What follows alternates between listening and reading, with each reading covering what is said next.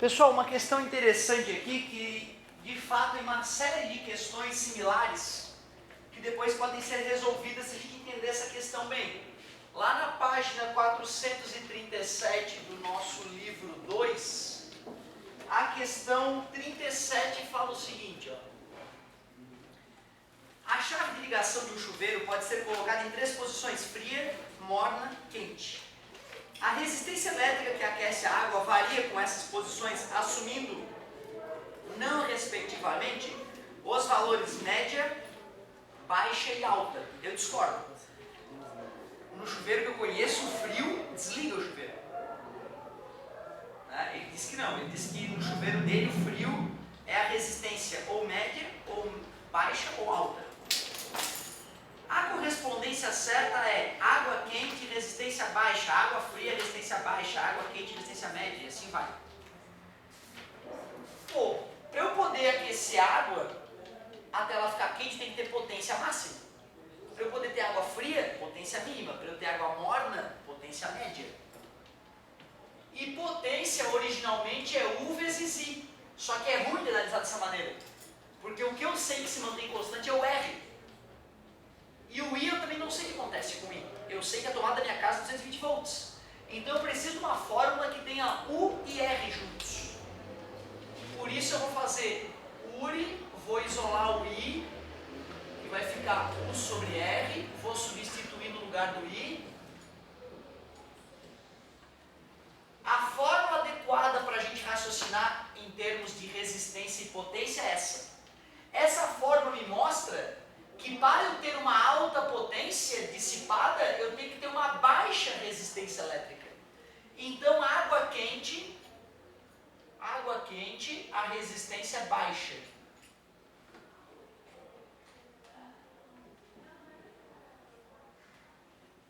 Então, água morna, a resistência é média.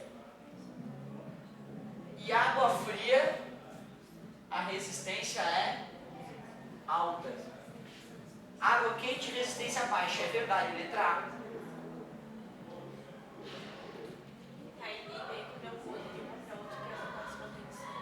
A tensão se mantém a mesma, porque é da tua tomada, da tua casa, 220 volts. Então, quando eu troco de verão para inverno, eu estou tirando uma resistência maior no verão, indo para uma resistência menor no inverno. E isso parece um contrassenso, mas não. Diminuindo o valor da resistência, passa mais corrente elétrica, esquenta mais. Certo? É isso aí, galera. Parabéns, assim que se faz. Tem como é que já vou fazer tudo. Aproveitando o embalo, então, ainda no livro 2, 2 páginas antes, lá na página 435, vamos discutir a questão 26, né? Show! Para iluminar sua barraca, um grupo de campistas liga uma lâmpada a uma bateria de automóvel. A lâmpada consome uma potência de 6 watts, quando opera sob tensão de 12 volts. A bateria traz as seguintes especificações: 12 volts, 45 ampere-hora, sendo o último valor a carga máxima que a bateria seja ideal e que esteja com a carga máxima da bateria, ponto final. Supondo que a bateria seja ideal e esteja com a metade da carga máxima, e admitindo-se que a corrente fornecida por ela se mantenha constante até a carga se esgotar por completo, quantas horas a lâmpada poderá permanecer funcionando continuamente? Deu uma trancadinha no português do cara no meio do caminho ali, né? Vamos perdoar o amigo. Peraí. Intensidade de corrente elétrica é a quantidade de carga sobre o tempo. Se ele me disse que essa bateria tem carga máxima de 45 ampere-hora, isso está me dizendo que ele pegou a corrente em ampere e multiplicou pelo tempo em hora, né? Então a carga máxima dessa bateria é 45 ampere-hora. Mas ela não estava completamente cheia, né? Ela estava com a carga pela metade, ela só tinha 22,5 ampere-hora quando começou a ser usada, né? Potência é V vezes I, ou U vezes I. A potência da lâmpada é 6 watts. Eles vão ligar ela em 12 volts, dá para calcular a corrente elétrica, né, que vai ser usada. I vai dar igual a 6 sobre 12, vai dar 0,5 ampere.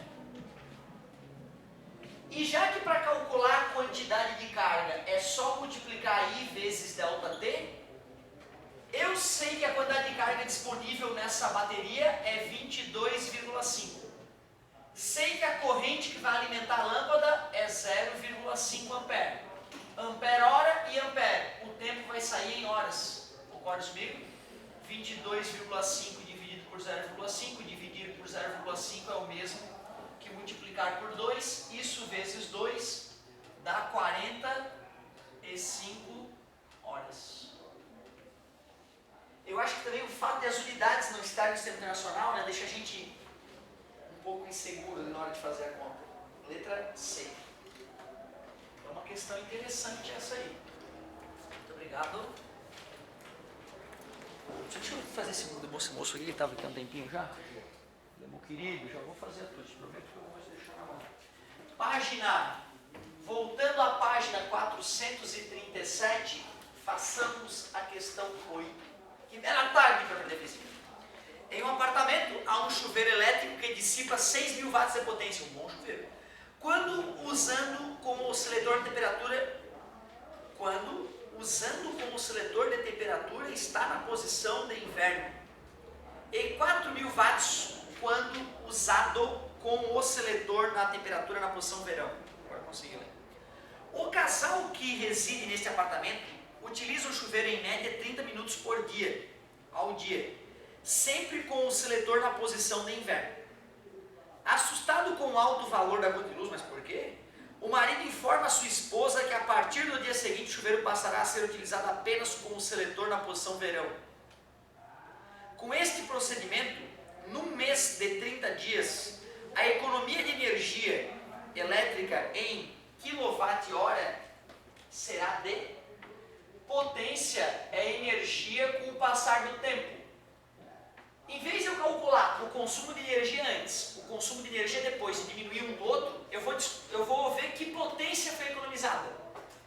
Quando ele estava em inverno era 6.000 watts. Na potência verão, vai para 4.000 watts. Então eu estou economizando 2.000 watts. Que energia isso vai representar em um mês? Um mês que tem 30 dias e eles usam 30 minutos ao dia. Então é meia hora de uso por dia, durante 30 dias dá 15 horas de utilização do aparelho. 15 horas, está dividido, passa multiplicando, a energia fica 2 vezes 15, 30, com 3 zeros, 30.000 watt-hora. Passando para quilowatt-hora, 30 kWh. 30 kWh, letra P.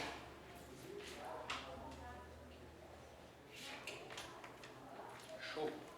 Boa questãozinha também. Já tem uma aí, parceiro? Tem. Beleza, vamos fazendo aos pouquinhos, a gente chega lá. A 92, 93 e 94, é isso? Fazer uma questãozinha aqui da lista. Se bem que até quando depois de digitar a lista 7? Até hoje, né? Então eu não vou fazer a questão em si, eu vou fazer uma modificação nela, beleza? Só pra gente não entregar o gabarito. Então, ó. Lista 7, página 13. A questão vai ser a 92, mas eu vou fazer ela modificada. Então, olha lá. Tinha um recipientezinho contendo óleo conectado a um recipiente contendo água.